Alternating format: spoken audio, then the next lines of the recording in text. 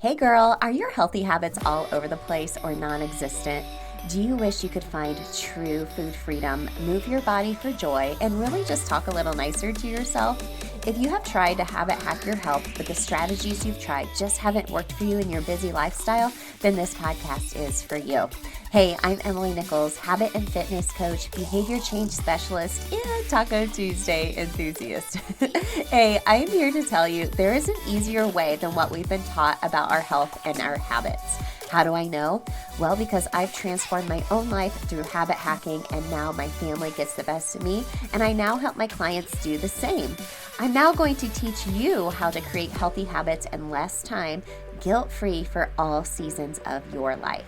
It's not your fault your habits haven't worked, my friend. We just have to do them differently. So, are you ready to feel empowered and transform your habits and life? Then let's do this.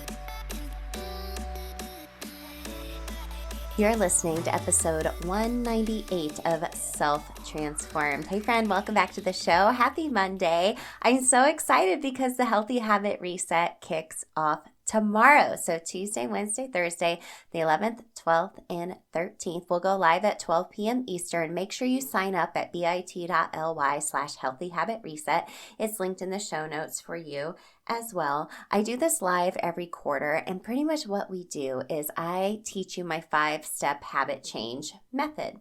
And we do this every quarter because it's really important to check in and say, okay, what type of season of life am I headed into? How can I continue making my healthy habits a priority? We have to have a plan. We have to have habit strategy from that female perspective, of course, which is my specialty. And sometimes we just need someone to lead us through that. So I do that with you live. If you're able to join us live, there's a Facebook and a Zoom room you can join. That way I can answer your questions in real life live time, or you can leave comments in the Facebook group after and I'll go back and answer those for you. But over the 3 days, you'll learn the method. We'll really debunk what healthy really means, and we'll put it all together with some really great habit hacks and tools and tricks at the end. Now, if you've done the reset with us live before, if you've taken the masterclass on your own, awesome. I think it's important to sit down, reevaluate it. We'll have a workbook to help you do this. But also, I decided each season as I do this, I'm going to kind of have a little extra special section in there. So we'll be talking a little bit about springtime habits. Springtime is a really great time of renewal. We talked about this last week on this show. And so this is a really good time to really reflect on, okay, what kind of springtime habits do I want to do for my health this time of year too, keeping in mind what type of season of life you are in. I've mentioned this numerous times. We are crazy. Both of my boys play spring sports, so April and May are just bananas for us. So I really focus on food freedom a lot during this time of year because, you know, it's either eating like at 4 p.m. or 9 p.m. So I do a little extra meal prep during this time of year. That way we're continuing to eat healthy and not tempted to go through the drive-thru all the time or just buy a bunch of like cardboard frozen pizzas. Nothing wrong with that. Like, trust me, I love a pizza night here on Fridays because I don't want to cook or do anything. But over time, you know, that can really lead to some other issues going on. So join us. I'll be announcing a really fun challenge we can do afterwards together. This is something new I'm trying. I'll email it out to everyone as well who's on my email list too. But what I've noticed after the reset, I always check in with folks who participate 21 days later, you know, because it takes 21 days to form a habit. And I've heard they all are struggling with accountability. So I'm going to give you a little extra accountability 21 days after to really help you transform those habits in 21 days and help you build that confidence in yourself. I know what it feels like to try to start something. And we'll talk about this a little today on the show with our interview with Andres about starting something and it doesn't go the way you planned, or kids, you know, schedules get in the way, work deadlines get in the way, and you just have the best of intentions, but you just cannot keep up. I get it. So we're going to help you give you a little extra accountability in a very easy, very simple way because we like simple. That's the only way habits work, if we keep them simple. Okay, that's all I got to tell you about the Healthy Habit Reset. Go sign up. It's linked in the show notes for you. Okay. Let's talk about today. I'm so excited. Like I said, I haven't had a male guest on the show. Maybe I haven't said this, but I haven't had a male guest on the show since my husband, which has been a couple of years, when he shared his own transformation story, losing 50 pounds, becoming a Boston Marathon qualified runner, all by changing the way we ate and changing our relationship and our mindset and our friend groups. Everything just snowballed from there. We're just big habit geeks now and a big force in self-care in our family as well. But as we're digging deeper into our healthy habits, of course, one of the fundamental needs I teach on is food freedom. And when Andres reached out to me, I was like, I love his vibe. I want him to come on the show because I want you to find your own version of food freedom. You hear me personally talk about my own version of food freedom. It involves eating colorful foods that fuel me, help me feel my best. But also I want to be able to have foods like tacos and margaritas and not feel restrictive all the time, right? Because we can be one extreme or the other, and I want you to find a middle ground. And today, Andres is going to really help us learn how food can be actually flexible and fun. Yes, I am all about that. So let me tell you about Andres. He's a registered dietitian, weight loss expert for women, and founder of Planos Nutrition. He helps busy entrepreneurial and career-driven women, that's you, with personalized, evidence-based nutrition to become the most confident versions of themselves physically and mentally. He's been featured in numerous media outlets like CNN, Business Insider, Shape, MyFitnessPal, and more. I love this conversation so much. He gives us just such a simplified view of food, but also in a way where he is really relating to us as women as well, which is really important, which I'm really glad we had this conversation. You can hear from a male perspective that he gets it, right? We talk about it so much here on the show that women have to do habits differently, and that is included within food freedom, okay? If you need a little extra help with your food freedom, my most popular accelerator is the Food Freedom Habits Accelerator. It's my mini course giving you all my very best mini habit hacks around food freedom. I'm loving the feedback I'm getting from the accelerators. That's linked in the show notes for you. All right, grab a pen and paper, have an open mind, be ready to have food be flexible and fun again, and enjoy this conversation with Andres of Planos Nutrition. Make sure to stick around to the end because, as always, I'll have my 3 biggest takeaways for you. Let's go. All right, friends, thank you so much for tuning in to Self Transformed. I am so excited to bring you a male guest. I normally don't have guys on the podcast ever. Like the only other man I have had on the show was my husband to share his own transformation story. And that's just kind of changing here in the year of 2023. So I am so excited to welcome Andres Ayesta from Planos Nutrition and the Nutrition Blueprint podcast. Andres, thank you so much for coming on the show. Thank you. I'm honored also because I know I'm going to have to be filling in some big shoes from your husband, I'm probably one of the second people here, one of the second men that are part of your podcast. So again, super honored to be here, Emily. Yeah. Well, I'm excited to dig into this conversation. We talk a ton about food freedom as a habit here for the ladies that listen to the show. And I love, the science-based research you come from, but also like the everyday life of trying to incorporate nutrition in a flexible and fun way too. So we'll get into all of that. But Andres, the first question I ask every guest is, what comes to mind when you hear the phrase self-transform? I love that question. And I've been thinking a lot about it since I know I listened to a couple of your episodes and I'm like, man, what is like self-transformed?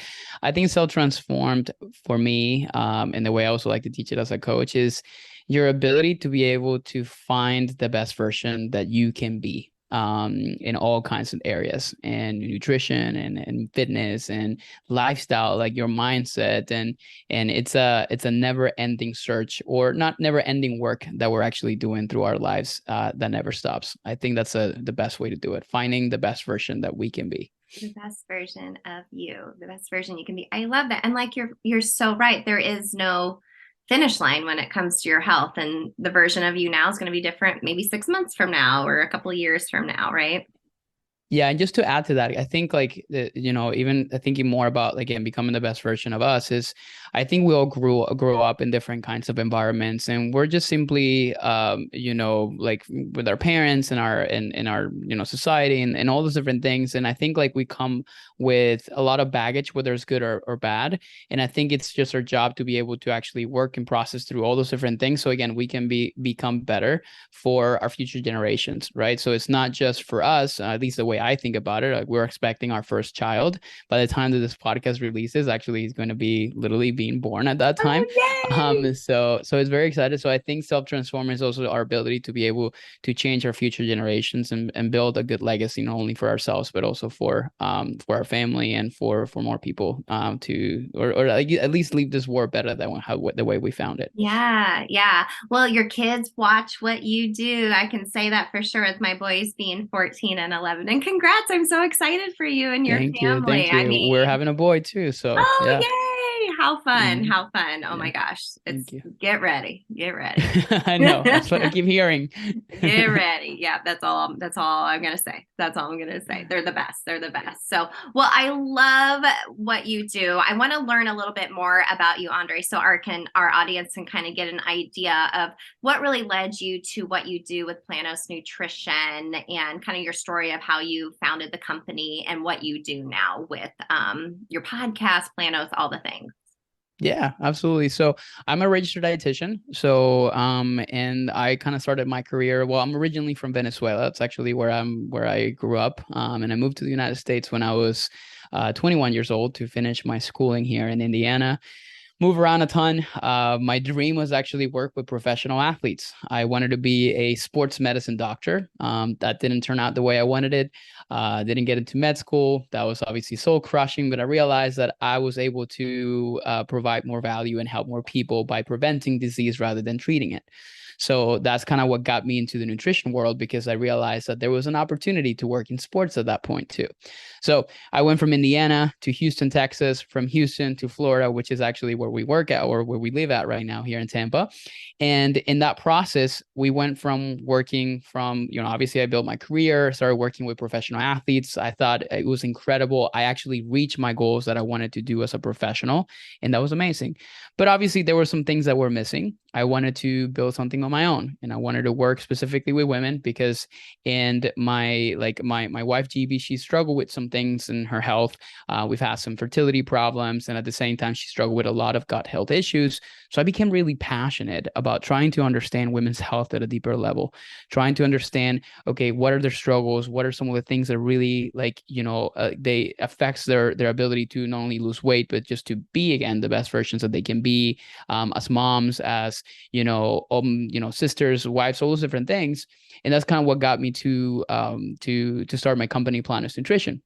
And Planos Nutrition is a nutrition and lifestyle company. Most people, when they see dietitians like me, they think, oh, this person is going to teach me how to eat. But I think food is just only one component of a much bigger picture here. So it's not just about what you're putting on your plate, but the context in which is on, right? Like your environment, your mindset, like the way that you live your life. So Planos Nutrition was created as a way to be able to cover all those different areas. And ever since 2015, which our company was originally called Viva Nutrition, and eventually we rebranded, we've been helping women kind of ditch the diet mentality and helping them again be self-transform. I think will be a good way to be able to put it, stealing that from you, to help them get to their goals and to the destination and actually stay there, so they can again change their future of their families, so they can obviously again be the best versions that they can be. So that's kind of like the short of the story. There's a ton of ways. A lot of things happen in the way, but Right. there's a really good way to present it as well. Right. I love that you decided to dig into that deeper just with, with the struggles your wife was going through. Because I think a lot of times, women don't realize, we start getting on Google or YouTube and looking up diet advice. And we're like, well, this isn't really made for me or tailored for me, or it's just telling me a certain um, diet to follow and not taking into consideration all of the other lifestyle things like you mentioned. So I love how you said you're a nutrition and lifestyle company, because food is so much more than just, what you put in your body. A lot of times it's emotional eating, and a lot of times it's food for fun, or sometimes there's guilt associated with it. It's so deeper for women sometimes. So I love that you specialize that. with women. And, you know, you have a concept that you mentioned before called flexible nutrition. I love that so much. That sounds so much more sustainable. And I'm wondering if you could kind of walk us through those basic principles, because I think as women are listening, they're like, okay, this sounds great. I don't want to be, you know, tied up into diet culture anymore. So what does flexible nutrition really mean? Yeah, we can get to that, but let me ask you a question first. And again, this is maybe related to the people Mm. that your audience and all those different people may be listening in. If I was to ask you, what are the biggest fears you hear from any women that you talk to around nutrition, like simple things, what would be the first things that come to mind? The biggest fears. Fears around food, right? Like Mm-hmm. fears around what they're eating and different things Mm-hmm. like that. That'll make them gain weight. It'll Yeah, make them right. gain weight. It'll make them, they feel good or bad based off what they eat, or a Yeah, food is good or bad, right? So yeah, I'm fearful of eating this food because I think it is bad for me, for yeah. example. That's So those would be exactly like the right. top two. So because we're assigning moral values to food, right? Like we had this dichotomy that exists between good versus bad, right? A carbohydrate is a bad thing because society's being actually kind of telling us that carbs are actually making us gain weight. We cannot have too much fat. We cannot have much of this. We cannot have much of that because of wait, right? Or we're just fearful, and we create in this like fear-based, fear-mongering environment around food that makes it really difficult for us to be able to create a good relationship with it. And we grew up in that environment. Sometimes even comes from our parents, right? Who grew up dieting. I come from a Latino, like Hispanic culture, and it's a very, very ingrained thing in Latinos. It's like, you see if I see my grandma, for example, what's the first comment that she would ever mention, like say to me, like it's either I'm too skinny or I'm too fat. Like there's always going to be one of the two things, right? And it happens a lot of times in many cultures, right? It happens very, very, very regularly. So what is flexible nutrition? Flexible nutrition is it's a concept of removing the morality around food. It's about understanding that food is just food and everything can fit into a healthy lifestyle, into a healthy nutrition habits without, again, thinking of good or bad. So in the process of that, because one of the things when it comes down to nutrition science that people need to understand, specifically for health, and even if we maybe kind of focus on one area like weight loss, for example, is that calories at the end of the day, it's really what adds weight on us, and then reduction of calories would removes weight from us, right? Like that is a very simple concept, and we can get more into detail in that. But it doesn't matter again where a lot of those calories may come from. Of course, quality of nutrition is important. Really, like what you're putting on your plate. It's not about just putting like pizzas and brownies and just making sure you control your calories around that, because it's important to create balance. But flexible nutrition is about understanding that you can have all the foods that you love, all the foods that you actually like, and still make it fit into a healthy diet without necessarily affecting your goals that you're trying to accomplish, right? And then the way that we practice that with our clients inside of our programs is we teach them to understand, okay, like what is it that you're consuming? And we help them create what we call nutritional awareness, right? What is inside of that plate? Like, okay, this morning, for example, I had oats and I had some eggs and I had some blueberries and raspberries. Okay, what am I consuming here, right? And I think a lot of times in the diet industry and diet culture tells us like, okay, here are the directions that you have to do. This is what a healthy breakfast should look like, or this is what you need to be consuming. Anything outside of this is bad, right? But they don't really teach you, okay, what's in here? Like how many calories, or maybe like what are carbohydrates that are coming from here? What about fiber, protein? So when you understand the awareness around what's inside of that, then you're actually better at making decisions.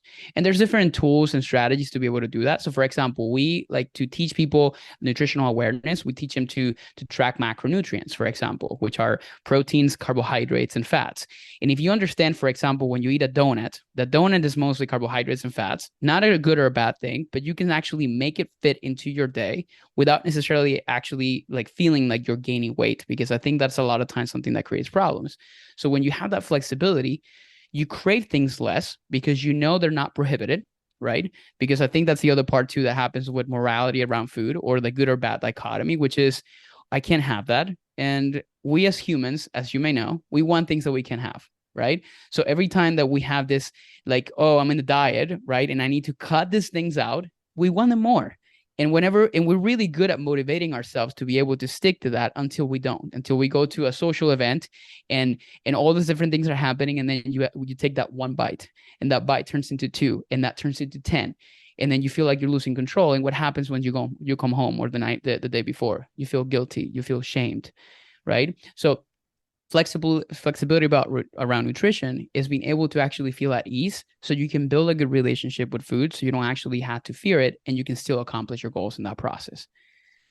That was a very long response, but I hopefully love it it made sense. so much. I love it so much. I could unpack so much with that. And, the first thing, we've talked a lot on the show before about the morality of food, and that Mm-hmm. food has no feelings. It's not good or bad. It doesn't, it's just food. It's just food. But Yeah. we come from such diet culture mentality of, yes, this is good or bad.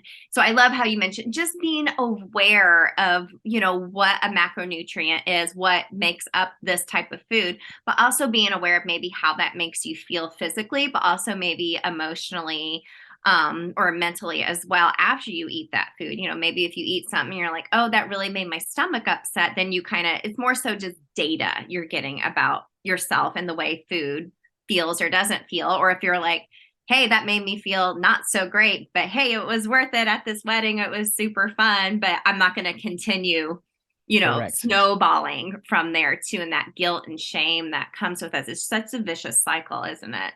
It is a very vicious cycle, and it doesn't end. And that's actually what I think I like to call there's a concept that we teach a lot to our clients in our program, which is called the binge and restrict cycle. And what does that mean? Like, a lot of times when we again connect a lot of the morality around food, right, that we have this good or bad mentality, and we're being good, or even sometimes like the reward system, right? Like, what's the reward system? Oh, I've been really good this week, so I'm going to let myself go on Friday because I've been good. So you're using food as a reward. Again, goes back to obviously morality, right? If I have not been good, I'm not going to reward myself.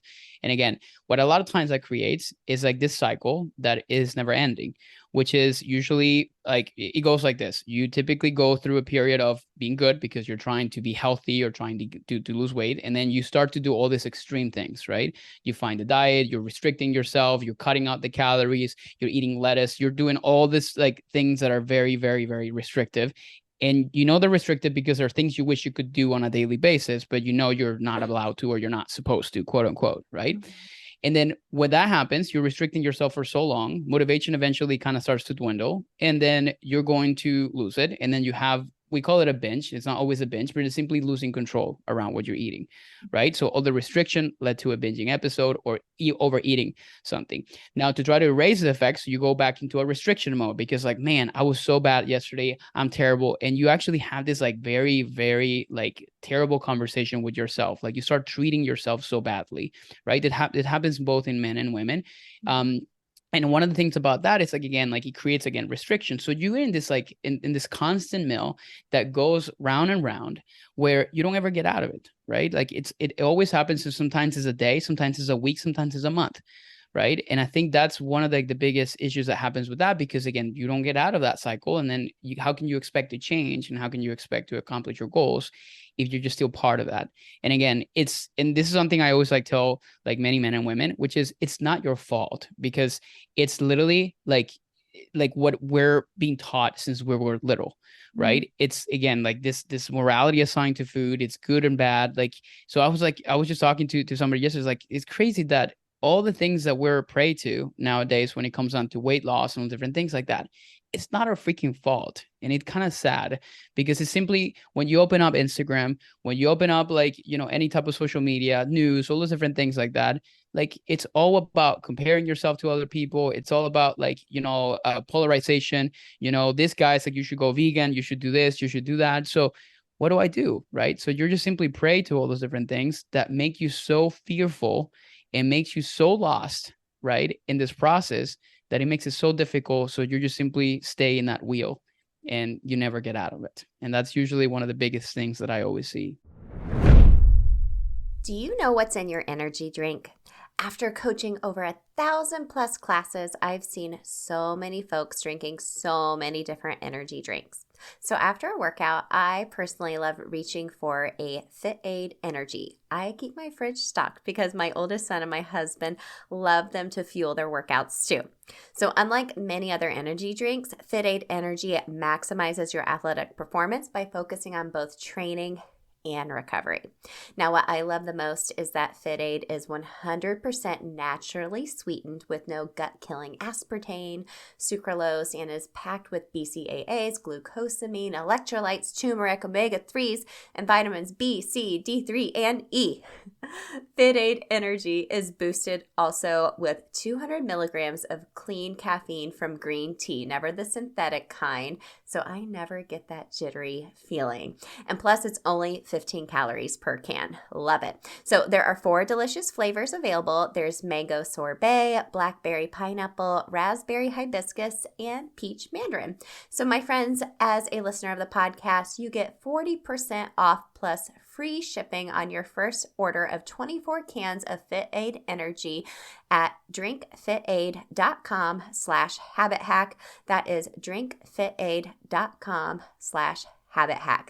Go grab yourself some Fit Aid Energy and fuel both your training and recovery.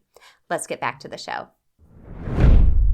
It's super overwhelming and confusing. Like everything you just described, that whole cycle, Andres, I've done that before. And I'm like a wellness professional. Like I have done everything you just said before.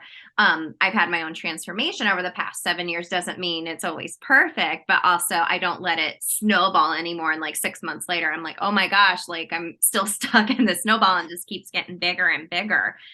And, I think a lot of times, like you said, it's just not our fault. It's just so confusing. And I think if we just simplify it, like you said, just kind of finding out the data around the food, but also being aware of like your emotions around food. I know a lot of the listeners, myself included, we tend to emotional eat sometimes. We get off a call with our boss or something stressful happens and we're like, you find yourself standing in front of the pantry and just like grabbing the foods to eat when maybe you're not necessarily hungry. You're just looking to soothe or band-aid whatever the feelings you are having. And then we have such guilt on the other side of that. So I know you mentioned, kind of just having like a mindset shift. So what kind of mindset shifts or habits do you think a listener could start doing today to really just help them overcome this guilt and emotions around food?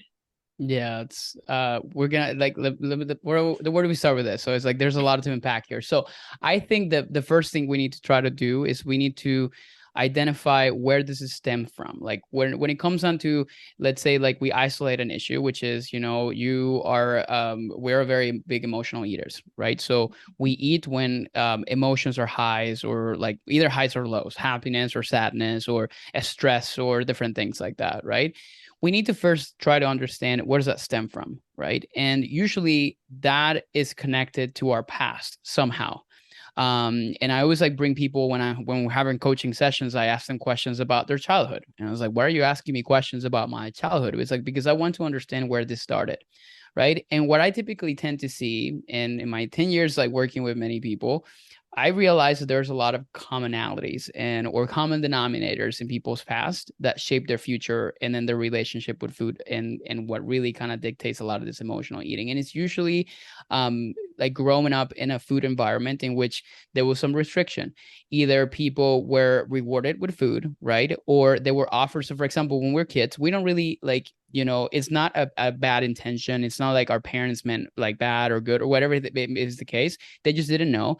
But for example, when you're rewarding a child with food, and for example, whenever it's like they're happy, a lot of times they connect happiness with, I'm going to go eat McDonald's, for example, right? So there's a connection that existed there. And there's a wire that was created in your brain that establishes a connection.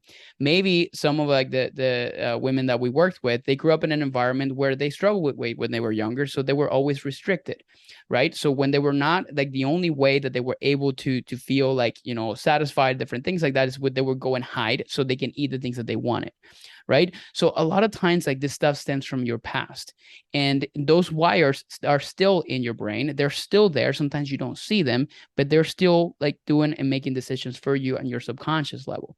So understanding what your food past was like and understanding how you grew up and what was that's like, at least is going to help you start to maybe process the way you make decisions today. So that's where we start, right? Identify the past, and then we bring it to the present and we start to now understand the situations in itself in isolation.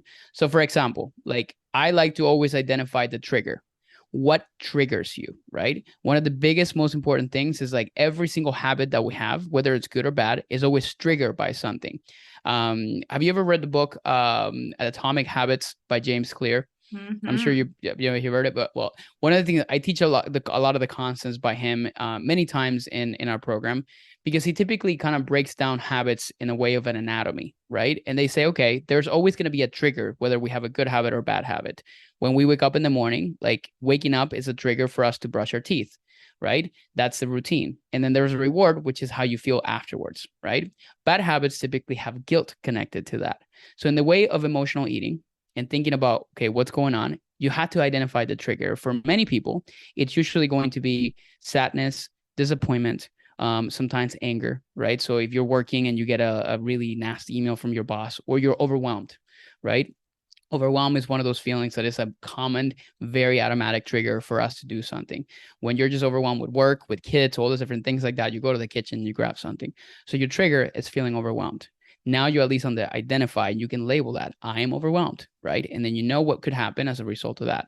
Once we identify that, you need to figure out exactly what is the routine that you follow, right? Like, do you typically go and grab like a bag of Oreos? Do you typically go and grab the chips, right? These are the things that you're just simply trying to become a spectator of what's happening inside of your brain at that point. And then you figure out what is the reward, what we're looking for whenever we actually have this type of behaviors. We're just looking for that soothing, right? We're trying to cope with something. We're trying to calm ourselves down, right? It's our coping mechanism for something that we're trying to erase. But the problem with these bad habits is usually they're connected to what I mentioned earlier, which is guilt. You feel guilty.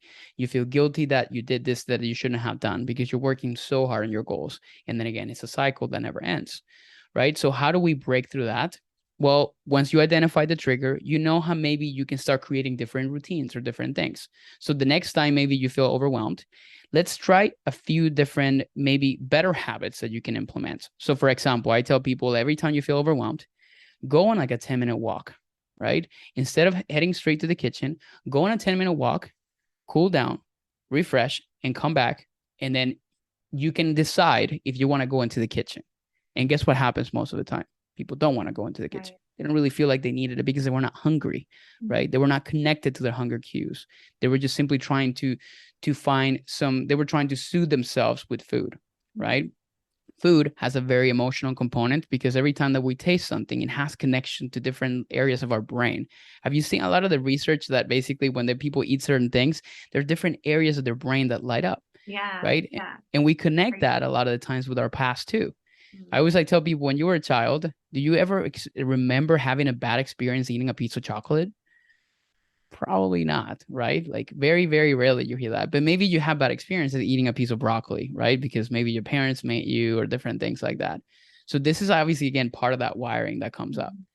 But back to, again, the conversation about the habits is, okay, you just picked a different routine and you started doing things differently. And then you have to repeat that, right? Every single time that happens, doing it in a really good way, or at least like trying to really stick to that routine.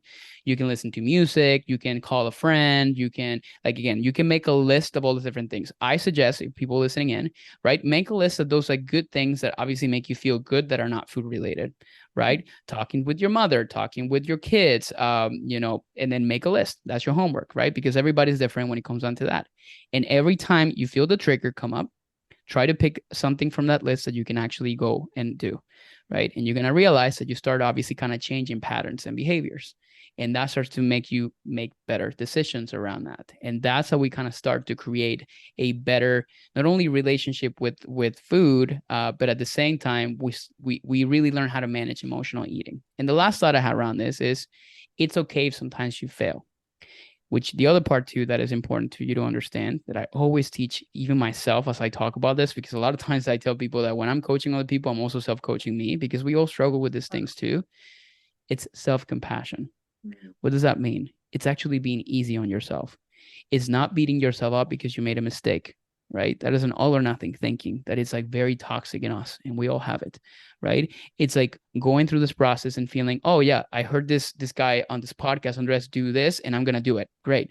I'm going to go on a walk, and I did all these different things. But one day you didn't. You ended up going to the kitchen and you beat yourself up because you failed. You didn't fail. You're human, right?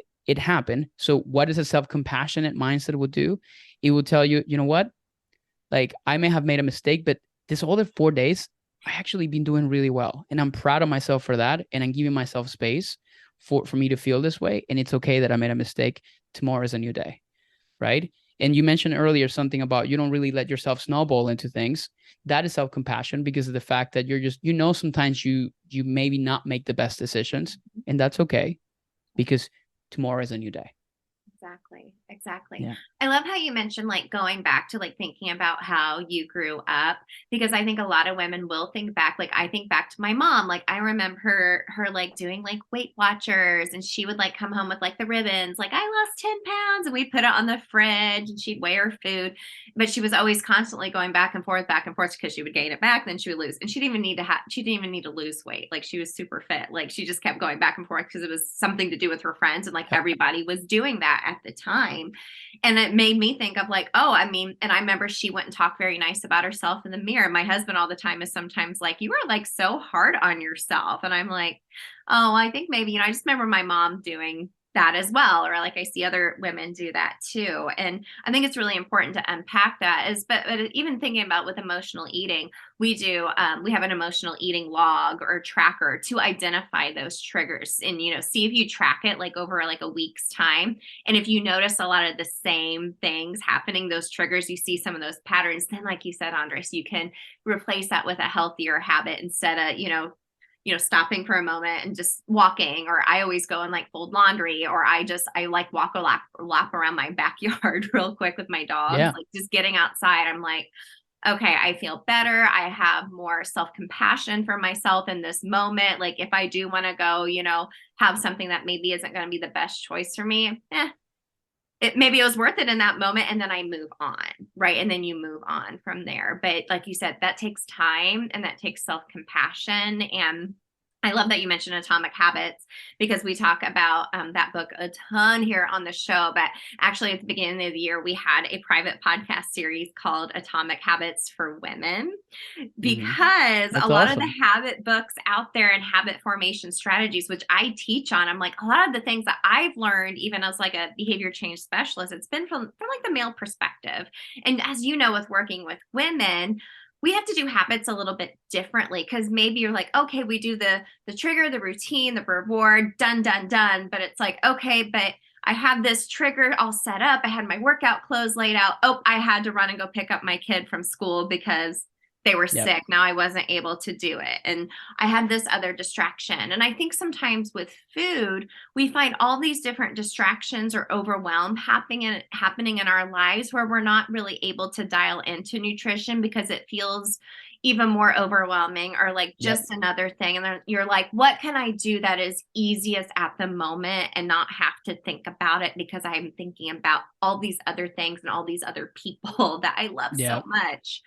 But in the end, you end up neglecting your own health and nutrition. So when Yep. thinking about healthy habits around food, like what are some simple habits a woman listening today could incorporate to make nutrition maybe a little bit more simple?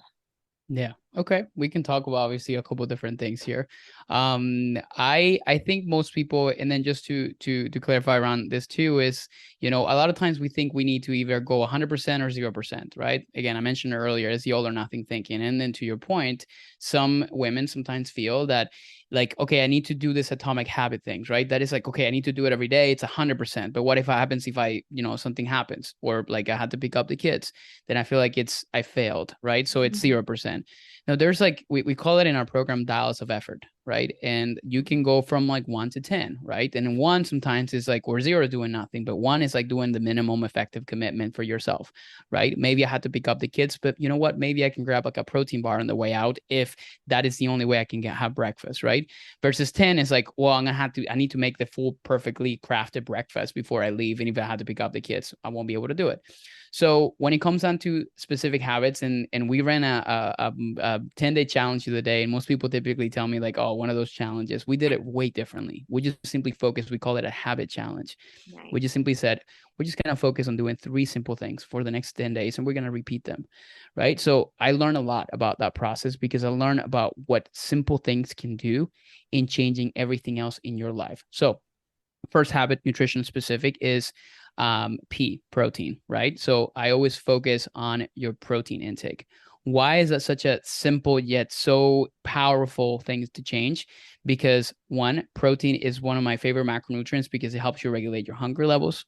It helps you maintain and preserve beautiful muscle mass, which is obviously something that men and women should always be focusing on, particularly as we age, right? And at the same time, because it's always something that it's again going to help you manage and control, like a lot of times, like your hunger levels throughout the day, because it's increasing satiety.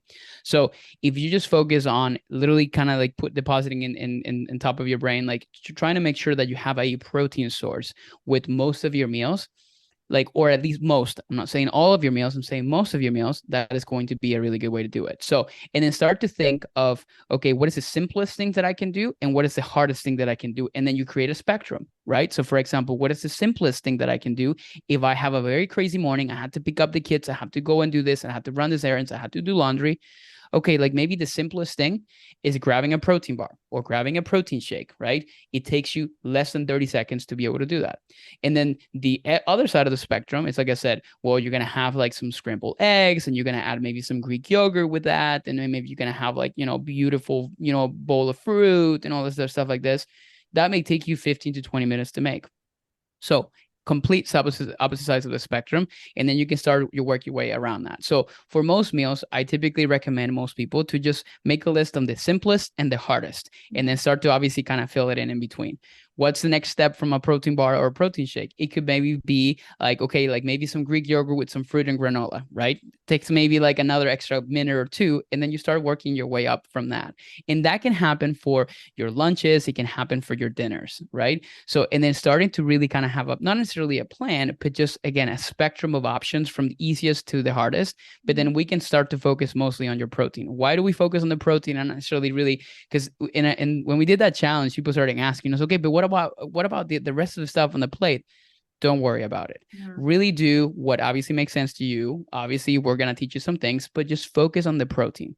And 10 days later, people started telling me like, Andres, I feel so satisfied. I don't feel like I'm like going crazy at night whenever I come home from work, super tired. And that's one of the most important things that I realized was really helpful. So that's habit number one, focus on your protein intake. Habit number two is going to be prioritize movement with intention. Okay.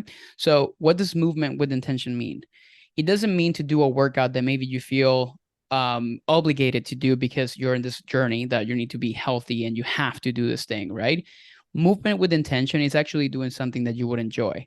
And sometimes that could be an opportunity for you to go and walk with the kids if you are a mom, right? It could be maybe an opportunity to walk with your husband if you're really trying to maybe connect and disconnect a little bit from social media and all those different things like that. Movement with intention, maybe it's not really meaning to go and lift weights, but maybe do a Zumba class because you love dancing, right? Prioritizing movement in a way that you actually like it and enjoy it is one of the most important things that happen. So in our challenge, when we did this, we just simply told people, let's try to get 10,000 steps every day, right? Whether you're doing it dancing, cleaning, walking, whatever may be the case, find really fun ways in which you can actually do that. So that's number two, and that's a really helpful one and a good one. Number three, believe it or not, this is more of a mindset specific one on nutrition, which is celebrate small victories, right? So what does that mean? It's like ending the day and saying, you know what? I did have a couple meals that I made myself and I did not order takeout, right? So that's obviously a really good opportunity to be able to kind of reflect on those things. And that's a really helpful way to change perspective because you start to feel that you're making small dents in your progress. Number four is going to be hydration. I think if we prioritize, I always tell people like make it and put it in front of you. So have your bottled water in front of you because like hydration is something that a lot of times gets confused with hunger.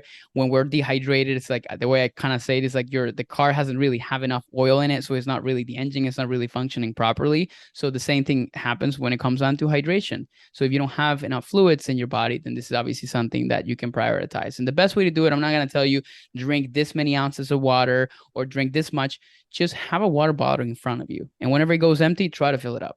That's all really that you really need to be working on the most. And that's potentially something that's going to make a big difference. And the last one, which is going to be, we're going to come up with 5, is going to be to try to create a consistent routine of eating. Now, whether it's perfect or not, when it comes down to, like eating at specific times, or it doesn't have to be that way.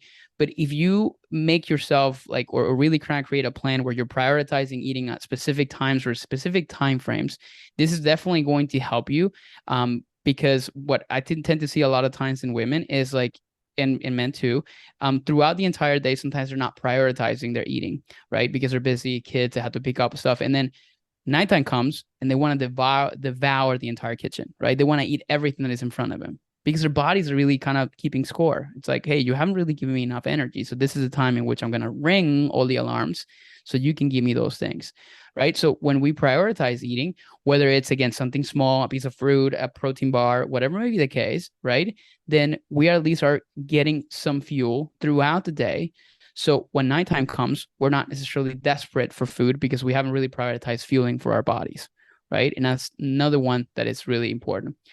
And I'll leave you a bonus one, which is actually going to be sometimes, and this is obviously something that a lot of times kind of comes with some backlash, which is sometimes you need to be a little selfish. What does that mean?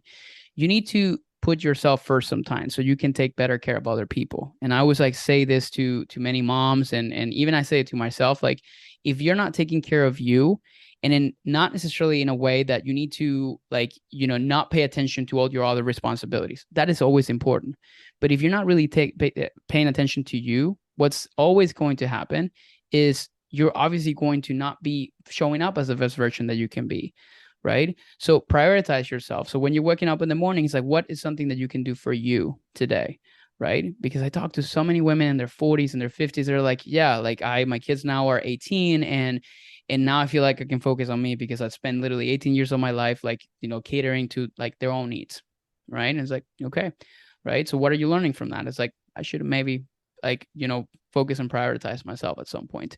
And I'm not a parent yet, so I don't really, you are. So I'm sure that's obviously easier said than done, right? But it's something that a lot of times can be practiced when we really focus on that. So there you go. That's 5 plus a bonus one that I kind of left on there. I love that bonus one. Yeah, like my kids are of age now. They're like, have you like gone and worked out today? Or maybe you should go for like a walk. Or like, they're like, okay, mom hasn't taken care of herself today. Cause they see that too. And I'm modeling to them how important self-care is, regardless if you're a man or a woman. It's important to take care of yourself. So you are, like you said, able to show up. I love all of those healthy habit tips so much because they're so simple and it's not fueled by diet culture or anything. It's just like, hey, this is going to make me feel good. This is going to help me make simple, healthy choices. But yeah, I like how you mentioned, the dial, what'd you call it? The effort dial? Dials of effort. Dials of effort. Dials of effort. I love that so much because sometimes there might just need to be, like you said, the baseline, something very, very minimal you could do versus like, oh, I'm going to make this big extravagant breakfast. And you're like, it ain't happening today. I can grab a quick protein shake and hit the road and be good to go with my kids. That way you still feel like you're able to celebrate that. And those tips are so simple.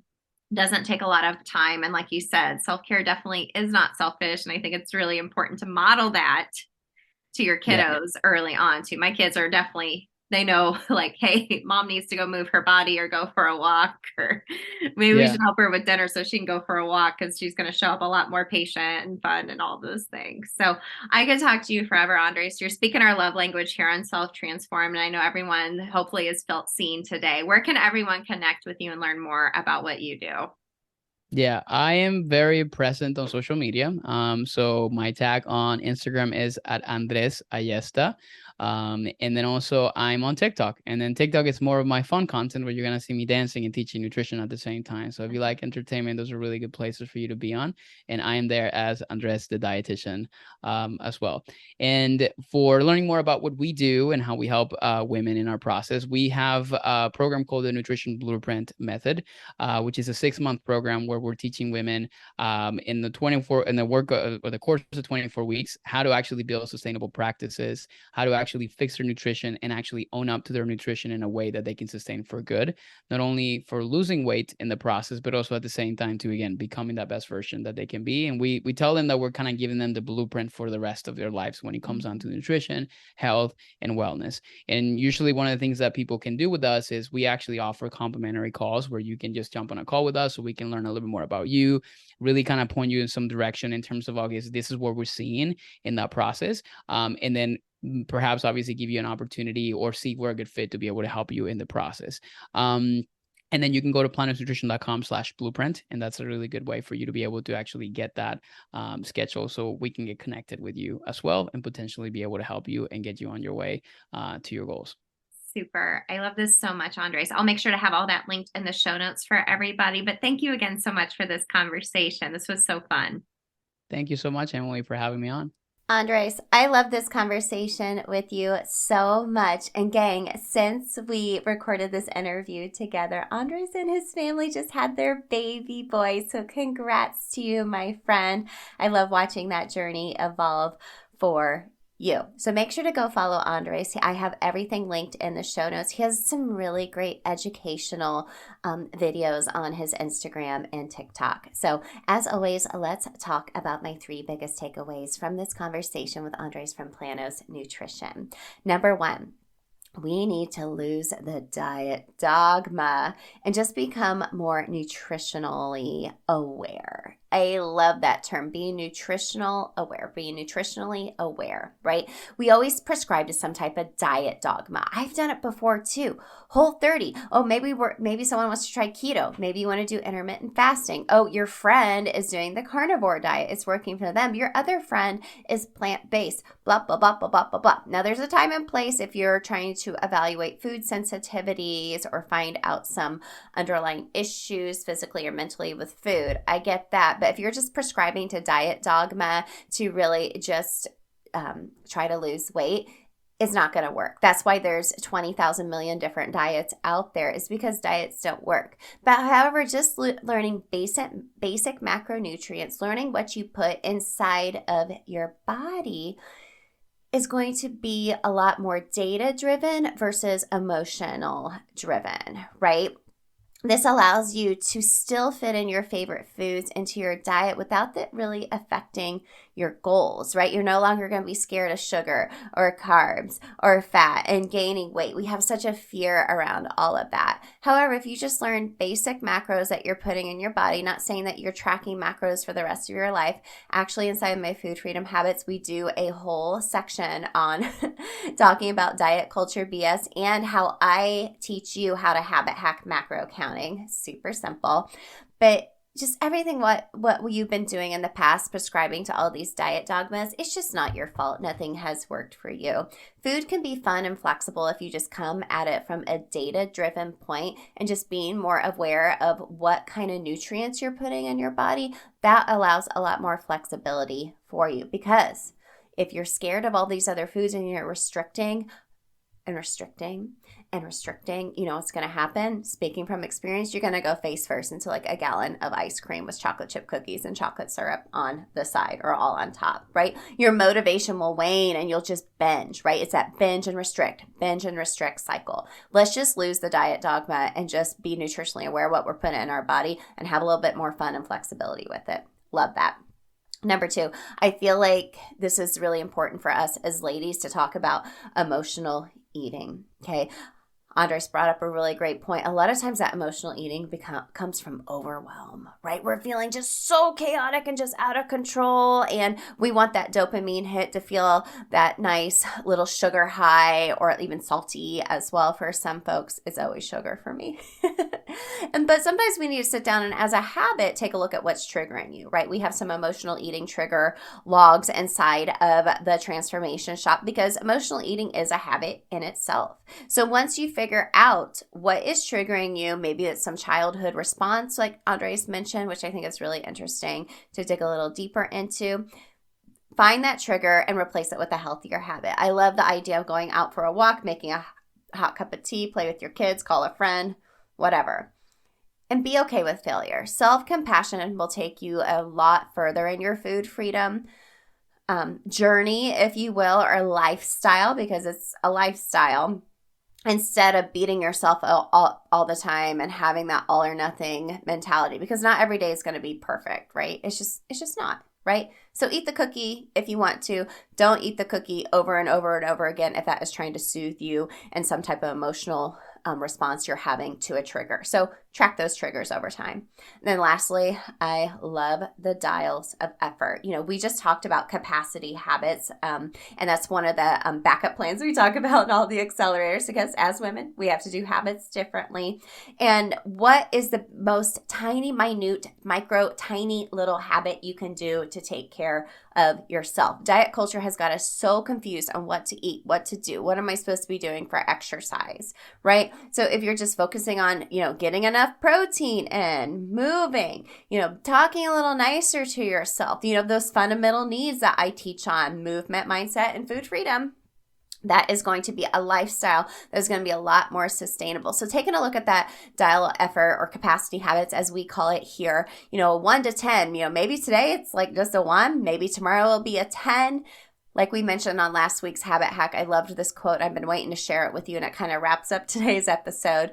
If you only have 40% capacity today and you gave 40%, congratulations, you gave 100% today. So give yourself a little more compassion and think about where your capacity or that dial of effort is for you today. So friend, I hope you see food in an even more positive, flexible, fun light. This is the number one topic you guys have told me you want to talk about the most is food. And I love bringing on experts to help you maybe hear something a little differently, or hear some type of habit or action item you can take to find your own version of food freedom. So Andres, thank you so much again for coming on this show. Congrats on that little guy, buddy. I'm so happy for you, my friend. And gang, I hope to see you in the Healthy Habit Reset over the next 3 days. It's linked in the show notes. Go sign up. And from there, we'll be talking about a fun 21-day challenge to help you transform your habits with some accountability, simplicity, and me cheering you on all along the way. All right, friends, I'll catch up with you in the Healthy Habit Reset, and I'll see you Thursday for Habit Hack Thursday. Hey girl, real quick before you go, did you know I have a secret podcast where I talk all about why most habit strategies don't work for us women? Spoiler alert, it's not our fault. Visit bit.ly/atomic habits for women. It's linked in the show notes to access my secret podcast series and have your biggest aha moment about why and how women have to do habits differently. And if you love the podcast, the number one way you can thank me is to leave a rating and review in iTunes. That way more mamas can find the show. Love and appreciate you, friend. We'll see you next time.